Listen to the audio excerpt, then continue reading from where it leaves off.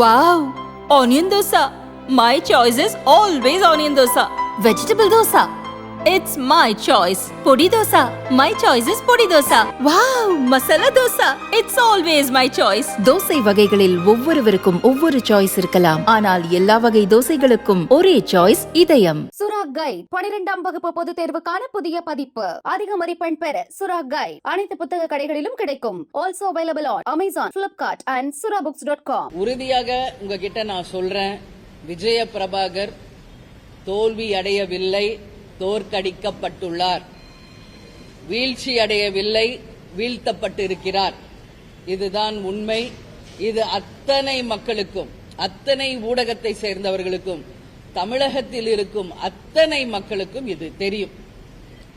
ஏன் விஜய பிரபாகர் வீழ்த்தப்பட்டார் அப்படின்றது நீங்க கேட்கலாம். அதற்கான காரணம் உங்ககிட்ட நான் சொல்லணும்னு நினைக்கிறேன்.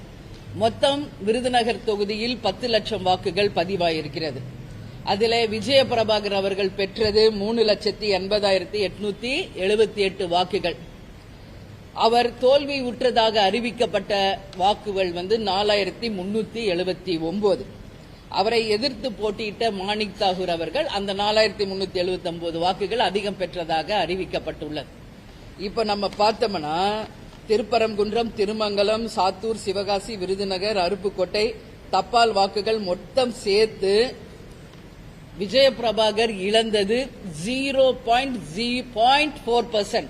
அதாவது 0.5% கூட கிடையாது, 0.4% தான் அவர் தோல்வி உற்றதாக அறிவிக்கப்பட்டிருக்கிறது. இன்னைக்கு தமிழகம் முழுவதும் 40 தொகுதிகளிலும் போட்டியிட்ட வேட்பாளர்கள் பல லட்சம் வாக்குகள் வித்தியாசத்திலே தோல்வியுற்றிருக்கிறார்கள். விஜய பிரபாகர் அவர்களும் அதே போல பல லட்சம் ஓட்டு வித்தியாசத்தில் தோல்வி உற்றிருந்தால் அந்த நிமிடமே அந்த தோல்வியை நாங்கள் மனதார ஏற்றுக்கொண்டு ஆமாம் தோல்வி என்று ஒப்புக்கொண்டிருப்போம். ஆனால் இது திட்டமிடப்பட்டு விஜய பிரபாகர் அவர்கள் சூழ்ச்சியால் வீழ்த்தப்பட்டு இருக்கிறார் என்பதுதான் உண்மை. அதற்கான ஆதாரங்கள் எல்லாமே எங்ககிட்ட இருக்கிறது. எனவேதான் உங்களை அத்தனை பேரையும் நான் இன்னைக்கு அழைச்சிருக்கிறேன். இப்போ இந்த ஷீட்டை நீங்க பாத்தீங்கன்னாலே புரியும் எப்படியெல்லாம் அங்க வாக்கு எண்ணிக்கை அறிவிக்கப்பட்டது, எப்படியெல்லாம் அந்த முரண்பாடான வாக்குகள் வெளியிடப்பட்டது என்பது ஒவ்வொரு அறிவிப்புல இருந்து நாங்க இதை மொத்தமா எடுத்திருக்கோம். எதிலையுமே 10,000 வாக்குகளை கடந்ததாக எந்த அறிவிப்புமே வரல.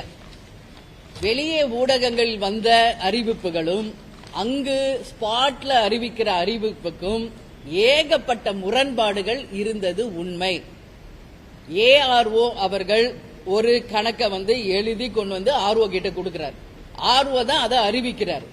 ஆனால் அந்த ஏஆர்ஓ கிட்டயே பல முரண்கேடுகள் நடந்துள்ளதாக அங்கு இருக்கும் அதிகாரிகளே எங்களுக்கு சொல்றாங்க. அங்கு கலெக்டராக இருந்தவர் ஒரு லஞ்ச் பிரேக்கு அப்புறம் 3 மணிலிருந்து 5 மணி வரைக்கும் வாக்கு எண்ணிக்கையை நிறுத்துகிறாங்க. எதுக்காக நிறுத்துறீங்க? லஞ்ச் பிரேக்கு கொடுத்தாச்சு, அதுக்கப்புறம் எண்ணிக்கை போக வேண்டியதானே, எதற்காக நிறுத்துறீங்க? 3 மணிலிருந்து 5 மணி வரைக்கும் வாக்கு எண்ணிக்கை நிறுத்தப்பட்டிருக்கிறது. ஒரு கலெக்டர் வெளியே சொல்றாரு, எல்லாரும் மத்தியிலும் எனக்கு பிரஷர் அதிகமாக இருக்கிறது, பல்வேறு இடங்களில் இருந்து எனக்கு நிர்பந்தப்படுத்துகிறார்கள், என்னால இதை சமாளிக்க முடியல, என்னுடைய போனை நான் சுவிட்ச் ஆஃப் பண்ண போறேன் அப்படின்னு சொல்லி கலெக்டர் அவர்களே அங்க நடு மையத்திற்கு அறிவிச்சிருக்கிறார். அப்ப யார் அவருக்கு பிரஷர் கொடுக்கிறது? யார் அவரை இந்த மாதிரி செயல்படாம தடுக்கிறது? எந்த சக்தி அப்படிங்கறது நிச்சயமாக மக்களுக்கு இது வெளிச்சம் போட்டு காமிக்கணும்ன்றதுனாலதான் நான் இந்த பிரஸ் மீட்டே நான் கேட்டுக்கிட்டு இருக்கேன். தேர்தல் என்றால் உண்மையாக நடந்தால் அது தேர்தல். எந்த தேர்தல் முடிவுகள் அறிவிப்பதற்கு முன்பாகவே முதலமைச்சர் அவர்கள் 40 தொகுதிகளையும் திமுக வென்றது என்று சொல்றார். அது வரைக்கும் 4 தொகுதிகளிலே இன்னும் போயிட்டு தான் இருக்கு கவுண்டிங். அதுக்கு முன்னாடி அவர் சொல்றாரு 40 திமுக வென்று எடுத்ததுன்னு சொல்றாரு. அப்ப எதை வச்சு அவர் அப்படி சொல்றாரு அப்படிங்கறத முதலமைச்சர் அவர்கள் நிச்சயமா சொல்லணும். ஏன்னா விருதுநகர் தொகுதியில மிட் நைட் வரைக்கும் கவுண்டிங் போய் 1 மணிக்கு மேலதான் அமைச்சர் பெருமக்கள் நான் 3 அமைச்சர்கள் அங்கு சென்று 1 மணி வாக்கில மாணிக் தாகூரோட சென்று அந்த வெற்றி சான்றிதழை வாங்குறாங்க. அப்படி இருக்கும் பொழுது முதலமைச்சர் அவர்கள் எப்படி முன்கூட்டியே 40 தொகுதிகளையும் திமுக வென்றது என்று எப்படி சொல்றார் என்ற கேள்வியை நிச்சயம் அவர்தான் அதுக்கான பதில் சொல்லணும். இன்னைக்கு ஒரு இடத்துக்கு அமைச்சர் பெருமக்கள் செல்வதே சட்ட ரீதியான தவறான ஒரு விஷயம். அதுவும் மதுரையில இருக்கும் ஒரு அமைச்சர் விருதுநகர் தொகுதிக்கு செல்ல வேண்டிய அவசியம் என்ன? இது அவங்களே அவங்களுடைய அபிஷியல் பேஜிலேயே போட்டிருக்காங்க. அமைச்சர் பெருமக்களும் மாணிக் தாகூர் அவர்களும் 1 மணி ராத்திரியில அங்க உட்கார்ந்து அந்த வெற்றி சான்றிதழை பெற்றதாக அவர்களே அதிகாரப்பூர்வமாக அறிவிச்சிருக்காங்க. இதுவே முதல் தவறு. அப்படி இருக்கும் பொழுது ஏன் 3 மணிலிருந்து 5 மணி வரைக்கும் கலெக்டர் அவர்கள் கவுண்டிங் நிறுத்துறார்? நீங்க கேட்கலாம், ஏன் நீங்க அங்கேயே கேட்கல, ஏன் இதை அங்கேயே தடுத்திருக்கலாமே? உங்களுடைய பவர் ஏஜென்ட், எங்களுடைய பவர் ஏஜென்டாக அண்ணன் கேடிஆர் தான் அங்க இருந்தார். அவர் முறையிடுகிறார், தவறு நடக்கிறது, இதை நிறுத்த வேண்டும் என்று எவ்வளவோ கேட்டார். கேடிஆர் அண்ணன் கேட்கிறார், இங்க கவுண்டிங் சரியில்லை, தவறு நடக்குது, இந்த கவுண்டிங்கை உடனடியாக நிறுத்துங்கள் என்று எவ்வளவு முறை அவர் சொல்லியிருக்காரு. நம்ம கட்சி சார்பாக, அதிமுக சார்பாக அங்கு உள்ளே இருந்த அனைத்து லாயர்ஸும் கேட்கிறாங்க, இது இந்த கவுண்டிங் நிறுத்தப்பட்டு உடனடியாக ரீகவுண்டிங் போகணும் அப்படின்னு. அதுக்கு அங்கு இருந்த ஏஆர்ஓவோ ஆர்ஓவோ கலெக்டரோ செவிசாய்க்கல. அதற்கு பதிலாக மிரட்டும் தோணியில போலீஸ் போர்ஸ ஃபுல்லா உள்ள இறக்கி ஐஜி டிஐஜில இருந்து அனைத்து காவல்துறை அதிகாரிகளையும் உள்ள இறக்கி அங்க ஒரு நியாயத்திற்கு செவி சாய்க்காம அவங்க கவுண்டிங்கை தொடர்ந்து நடத்திக்கிட்டே இருந்தாங்க. அது மட்டும் இல்ல, 13வது ரவுண்டுக்கு பிறகு அங்கு தவறுகள் நடந்தது உண்மை என்று ஒட்டுமொத்த பேருமே சொல்றாங்க. 5 பாக்ஸ், அதாவது 13வது பாக்ஸுக்கு அப்புறம் நிறுத்திட்டு 18வது பாக்ஸுக்கு போயிட்டாங்க, இவிஎம் பாக்ஸ் கவுண்டிங். அப்போ கேடிஆர் அண்ணன் கேட்கிறாரு, ஏன் இந்த 5 பாக்ஸ் ஓபன் பண்ணி இதுக்கு சொல்லிட்டு தானே நீங்க 18வதுக்கு போகணும், ஏன் நிறுத்துனீங்க என்று அவர் கேட்ட பிறகுதான், அதை தடை விதித்த பிறகுதான் மறுபடியும் 13ல இருந்து 13, 14, 15, 16, 17 இவிஎம் பாக்ஸ் ஓபன் பண்ணி அதுல கவுண்டிங் ஸ்டார்ட் பண்றாங்க.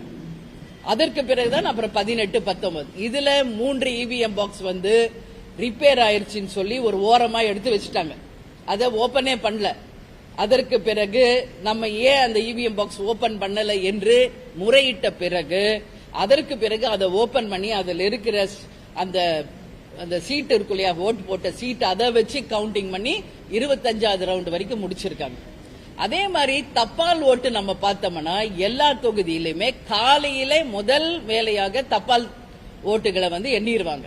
ஆனா விருதுநகர் மட்டும்தான் எல்லா கவுண்டிங்கும் முடிச்சு மிட் நைட் வரைக்கும் தபால் ஓட்டை எண்ணினது ஒன்லி விருதுநகர் தொகுதியில மட்டும்தான். இது எல்லாமே நான் சொல்லும் பொழுதே இது நிச்சயமாக சூழ்ச்சி செய்யப்பட்டுள்ளது. எப்போ முதல்வர் அவர்கள் நாளை நாம் 40 தொகுதியை நாங்கள் சொன்னதுனால அவர்களுடைய அமைச்சர் பெருமக்கள் அதை உண்மையாக்க வேண்டும் என்பதற்காக அதிகாரிகளை நிர்பந்தப்படுத்தி அந்த கவுண்டிங்கை முறைகேடு நடத்தி நிற்பாட்டி அதை அவங்க இதை தடை செய்திருக்கிறார்கள் என்பதுதான் உண்மை. இதுதான் அங்க நடந்திருக்கிற ஒரு விஷயம். நாங்க உடனடியாக அதை கேட்கும்போது அது யாருமே அதை செவி சாய்க்கல. அதனால இன்றைக்கு நாங்க இதை தேர்தல் ஆணையத்திடம் நேத்தே இமெயில் மூலமாக ரீகவுண்டிங்குக்கு நிச்சயமாக தேர்தல் ஆணையம் ஆணையிட வேண்டும் என்று நேத்தே நாங்க இமெயிலையும் லெட்டர் மூலமாகவும் ரெஜிஸ்டர் போஸ்ட் மூலமாகவும் அனுப்பியிருக்கோம். எனவே நான் தேர்தல் ஆணையத்தை தேசிய முற்போக்கு திராவிட கழகத்தின் சார்பாக கேட்டுக்கொள்கிறேன். மீண்டும் நிச்சயமாக அங்க ரீகவுண்டிங்க உடனடியாக செய்து என்ன அங்க ஆக்சுவல் ஓட்டு வந்தது என்பதை நிரூபிக்கணும்.